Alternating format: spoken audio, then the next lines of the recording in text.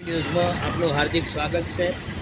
આ છે પાલનપુરથી પટામલ, ભૂતેડી અને બનાસ મેડિકલ કોલેજ છે એ જવાનો રસ્તો છે।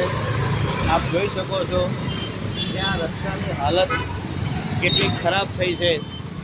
આ રોડ છે એ રોડને પાલનપુરના આઇકોનિક રોડ તરીકે ઓળખવામાં આવે છે, પણ અહીં 2 ઇંચ જેટલો વરસાદ પડી જાય તો પણ અહીંથી નીકળવું મુશ્કેલ બની જાય છે। તમે જુઓ કે કેટલા અહીં ખાડા પડેલા છે, જે 2 વ્હીલર જે વાહનો છે એ વાહનોને નીકળવામાં અહીંથી કેટલી મુશ્કેલી પડે છે। પાલનપુર, મહેસાણા, અમદાવાદથી આવતી જે પબ્લિક છે એ પબ્લિક રામદેવડા આ રસ્તે થઈને જાય છે।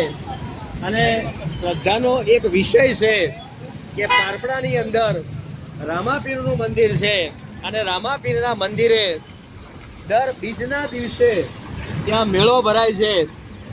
મોરિયાની અંદર મેડિકલ કોલેજ આવેલી છે અને એ મેડિકલ કોલેજની અંદર ગુજરાત વિધાનસભાના જે અધ્યક્ષ છે એ શંકરભાઈ અને ગુજરાતના જે નેતાઓ છે એ વારંવાર અહીંથી મોરિયા નીકળતા હોય છે અને મોરિયા જતા હોય છે। ગુજરાતના રાજ્યપાલ, ભારત સરકારના કોઈ મંત્રી જ્યારે બનાસ ડેરીની મુલાકાતે આવે ત્યારે ચોક્કસ બનાસ મેડિકલ કોલેજ છે ત્યાં જતા હોય છે, પણ એમણે આ રોડ કદાચ નહીં દેખાતો હોય અથવા રોડ એન્ડ બિલ્ડિંગ જે છે પાલનપુરનો અથવા ગુજરાત રાજ્યનો જે સ્ટેટ હાઈવે અથવા પાલનપુર જિલ્લા પંચાયત તેના અંડરમાં આ રોડ આવતો હોય એ રોડના અધિકારીઓ દર વર્ષે અહીં આંખ આડા કાન કરે છે અને આ જે પબ્લિક છે એ પબ્લિકને આનો ભોગવવાનો વારો આવે છે।